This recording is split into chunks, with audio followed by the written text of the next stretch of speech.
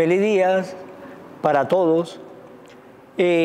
Vamos a compartir la palabra que nos da paz, la palabra que nos da tranquilidad, la palabra que nos lleva a vivir una felicidad acá, que es la palabra de Dios.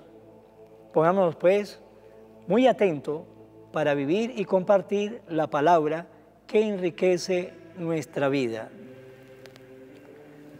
De la carta del apóstol San Pablo a los romanos. Hermanos, no dejen que el pecado domine su cuerpo mortal y los obligue a seguir sus malas inclinaciones. No pongan sus miembros al servicio del pecado como instrumentos de maldad. Por el contrario, pónganse al servicio de Dios, puesto que habiendo estado muertos, Él le ha dado la vida. Pongan también sus miembros a su servicio como instrumentos de santidad. El pecado ya no volverá a dominarlos, pues no viven ustedes bajo el régimen de la ley, sino bajo el régimen de la gracia.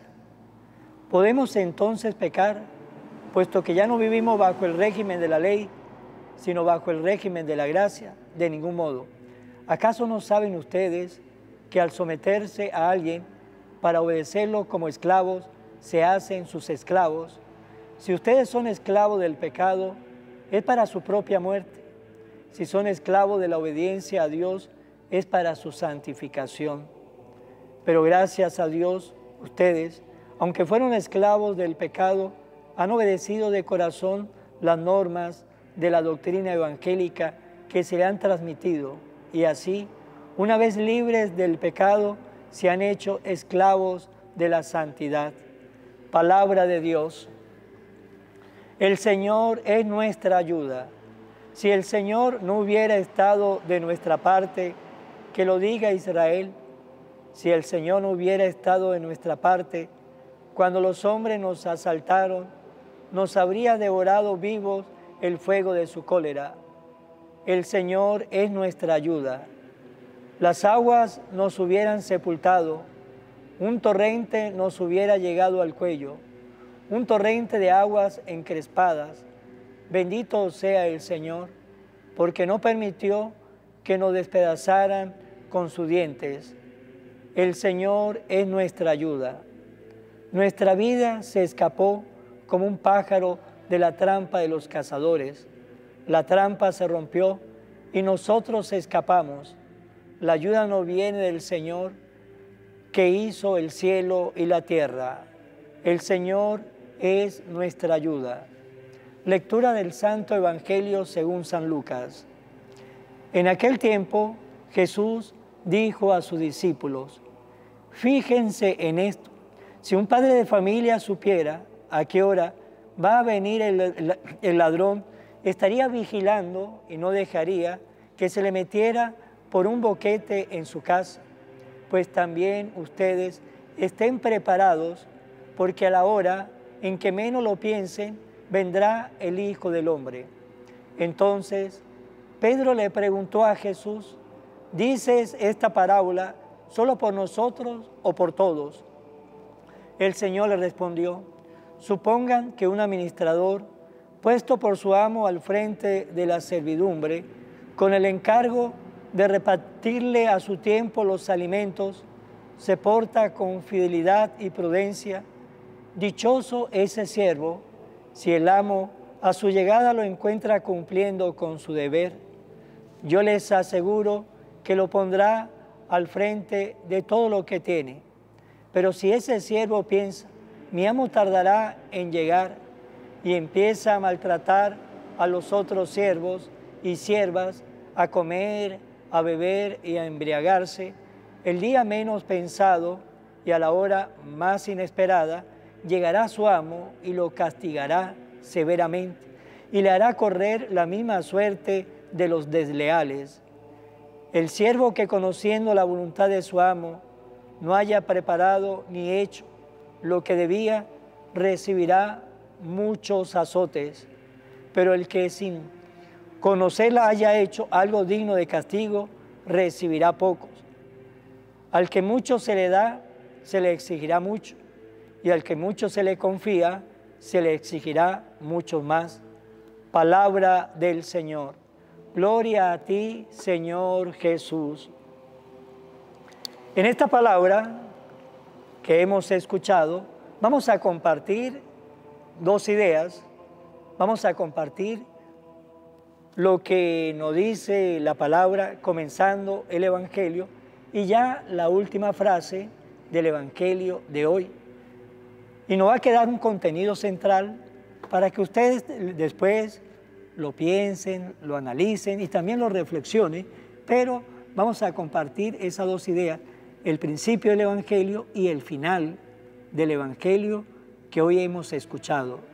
Nos dice el Señor: si un padre de familia supiera a qué hora va a venir el ladrón, estaría vigilando, no dejaría que se le metiera por un boquete en su casa. El padre estaría vigilando y estaría pendiente, no dejaría que ese ladrón se metiera por un boquete a su casa. Pues bien, en la vida no podemos dejar boquetes, porque si dejamos boquete, por ahí se nos va la vida. En una placa donde hay un pequeño boquete, donde hay una pequeña gotera, y dejamos que esa gotera haga su trabajo, vaya haciendo su trabajo, se va haciendo ese gran boquete en el techo, y cuando vemos que ese techo se puede dañar, todo comenzó por una pequeña gotera, todo comenzó por un pequeño boquete, porque en la vida, si dejamos boquete, por ahí se nos va la vida. En un matrimonio, en una pareja, donde dejan un boquete, por ahí se le puede ir el amor, la felicidad, porque dejaron un boquete en su relación como pareja. Y ese boquete, si nosotros lo dejamos, por ahí se nos puede ir también la vida espiritual. Si nosotros queremos y tratamos, nos esforzamos en buscar una vida espiritual, tener una vida de oración, tener una vida de servicio, no podemos dejar boquetes, porque si nos dejamos un boquete, por ahí poco a poco se nos va la vida espiritual, por ahí poco a poco vamos perdiendo nosotros todo el esfuerzo, todo el trabajo que hemos hecho. Pues bien, ahí esa gran llamada, no debemos dejar boquetes, por ahí se nos puede ir la vida. ¿Y cuáles son esos boquetes? ¿Qué nombre le podemos poner a esos boquetes? A esos boquetes le podemos poner el nombre de pereza. La pereza es un gran boquete que va aflojando la vida, nuestra vida espiritual. A veces, cuando estamos en este camino de oración, este camino de entrega, este camino de servicio, y dejamos ese boquete, nos vamos aflojando, la pereza poco a poco nos va llevando de una manera sutil, de una manera agazapada, poco a poco va adueñándose de nuestro corazón, de nuestra voluntad, y cuando nos damos cuenta, estamos totalmente desanimados. Hubo ese boquete, nos dimos cuenta de ese boquete, no colocamos, ¿sí?, nuestra voluntad para arreglar ese boquete, y cuando vemos que nuestra vida de oración se ha venido a menos, en una relación de pareja igual, si tenemos ese boquete que le podemos llamar descuido y descuidamos a la pareja, no estamos pendientes de nuestra pareja, no hablamos, no estamos en comunicación, no compartimos, y ese boquete poco a poco se va a engrandar más, y cuando nos damos cuenta de que esa pareja han perdido el amor, el cariño, el afecto, el aprecio, y todo comenzó por aquel boquete que se llamaba descuido. Pues nosotros debemos en la vida estar pendiente si no tenemos ese boquete. Y ese boquete, por ahí, como le dije, se nos va la vida, y puede ser en cualquier situación. Aquel que es político, sí, aquel que le gusta y está en el mundo de la política, si deja un boquete, el boquete donde descuida al pueblo, el boquete donde le da la espalda al pueblo, pues ese político comienza a ser un mal político porque dejó un boquete en su vida, ¿sí?, de servicio como político, y por ahí se le fue todas las buenas intenciones que tenía. ¿Por qué? Porque dejamos boquetes. Tenemos que estar pendientes, mirar nuestra vida, preguntarnos nosotros, ¿en mi vida habrá un boquete? ¿Habrá un boquete en mis relaciones con mi familia, mis relaciones como pareja? ¿Habrá un boquete en mi vida espiritual? ¿Habrá un boquete en mi vida como trabajador, lo que hago a diario? ¿Habrá un boquete? Pues cada uno sabemos y miramos y conocemos nuestra vida, y cada uno sabemos si en nuestra vida tenemos algún boquete que tenemos que ponerle mucha atención, poner nuestra mirada, no sea que por ahí se nos vaya la felicidad, se nos vaya el amor, se nos vaya un matrimonio, se nos vaya la vida espiritual y se nos vaya muchas cosas que Dios nos ha regalado, pero ese boquete le dije que tenía nombre, ¿verdad? Descuido, pereza, flojera. Por eso se nos ha ido parte de nuestra vida, que luego será un poco difícil volver de nuevo a recuperar. Sí se puede hacer, pero la cosa será más difícil. Y luego nos dice el Señor, al que mucho se le da, se le exigirá mucho. Al que mucho se le confía, se le exigirá mucho más. El Señor, dependiendo lo que da, Él lo va a pedir también. Pero a veces nos limitamos solamente pensando en la parte del plano religioso. Es verdad, en el plano religioso, al que mucho se le da, se le exigirá mucho.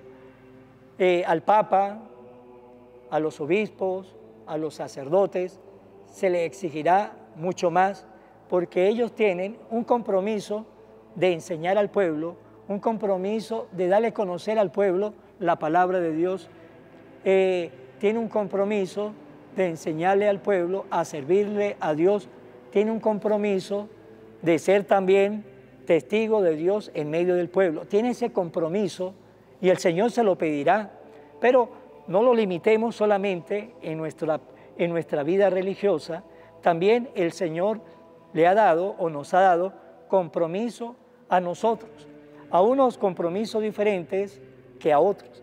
Aquel que tiene un hogar, un matrimonio, pues el Señor también le va a exigir el compromiso que Él ha asumido, si ha sido un buen papá, una buena mamá, le ha dado ejemplo a sus hijos, porque el Señor le ha confiado una familia, también el Señor le va a pedir cuenta de esa familia que le ha confiado. El Señor también le pedirá cuenta a todos, ejemplo a los profesores, maestros, donde el Señor le ha confiado un grupo de niños que le confía cada año y que tiene la tarea de educarlo, de ir inculcando a esos niños los valores, o a esos jóvenes los valores en su mente, en su vida, pues el Señor se lo ha confiado y también el Señor luego le exigirá lo que Él le confió. También lo político, el Señor le ha confiado un país, una nación, un pueblo, y el Señor le exigirá a esos políticos que el Señor le ha confiado una nación, un pueblo, le exigirá lo que Él le dio para que le dé cuenta qué hizo con ese pueblo, qué hizo con esa nación cuando se lo puso ahí al servicio para que hiciera el bien, edificar un pueblo con mucho futuro por delante, siempre y cuando esos políticos saben gobernar y tienen perspectivas muy amplias para el futuro. El Señor también le pedirá a los médicos, el Señor le ha confiado enfermos, también el Señor le exigirá cómo han tratado a esos enfermos, cómo se preocupó por la salud de esos enfermos. Pues no solamente vamos a pensar que el Señor le va a exigir solamente al Papa, a los obispos, a los sacerdotes, porque hay personas que piensan que esto de que dice, lo que dice el Señor, al que mucho se le da, se le exigirá mucho, y al que mucho se le confía, se le exigirá mucho, y se le exigirá mucho más. Y a veces pensamos que solamente es en el plano religioso, en el plano espiritual. No, eso es en todos los planos de la vida. Por eso nos tenemos que preguntar nosotros, hasta hoy día, ¿qué es lo que me ha confiado el Señor? ¿Qué ha puesto el Señor en mis manos? El cual el Señor me va a pedir cuenta si yo lo hice bien o lo hice mal. Y cada uno de nosotros sabemos cómo lo estamos haciendo. Pues es importante que si el Señor nos ha confiado una familia, si el Señor nos ha confiado un país, si el Señor nos ha confiado unos alumnos, si el Señor nos ha confiado unos enfermos, pues preguntarnos qué hemos hecho. Y nosotros, en la parte espiritual, también nos debemos preguntar cómo estamos nosotros enseñando al pueblo.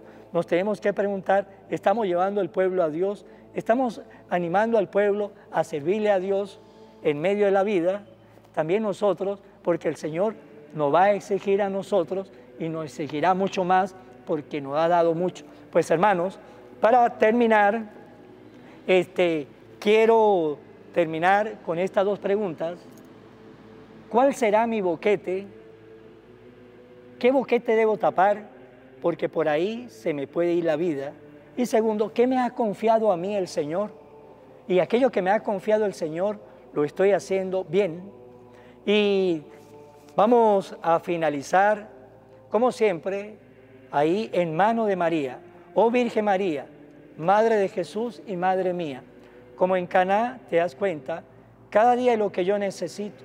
Ruega a Jesús por mí, cuídame siempre, no me dejes nunca. No permitas que me aleje de Jesús, tu Hijo amado. Ayúdeme a corregir mis defectos que me aleja de Jesús y a fomentar mis virtudes que me acercan a Él. Sea siempre mi Madre protectora a lo largo de toda mi vida. Amén. Será hasta mañana, Dios mediante, que Dios los guarde a todos, en el nombre del Padre, y del Hijo, y del Espíritu Santo. Amén.